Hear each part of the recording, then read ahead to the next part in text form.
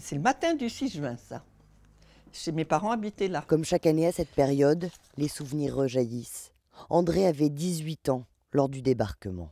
Le bruit était assourdissant, les avions rasés, c'était un fracas du tonnerre, ça tirait de partout, vous voyez.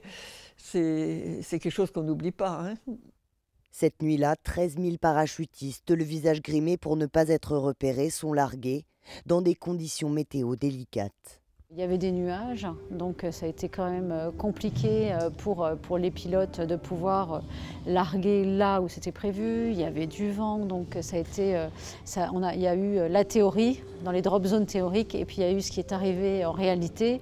Ainsi, le plus connu, John Steele, est resté accroché plusieurs heures sur le clocher. Il a même sa réplique. Sainte-Mère-Église a été le premier village libéré 70 ans après. La commune veut célébrer ses soldats. La première préoccupation, c'est d'accueillir dignement les vétérans qui vont encore venir là. Ce sont maintenant des hommes de 90 ans. C'était à l'époque des gens qui avaient 17 ou 20 ans, qui avaient quitté leur famille et qui se sont vus projetés dans un enfer. Vendredi matin à 9 h, les cloches de Sainte-Mère, comme celles de toutes les églises de la Manche, retentiront pour rendre hommage aux combattants et aux victimes du débarquement.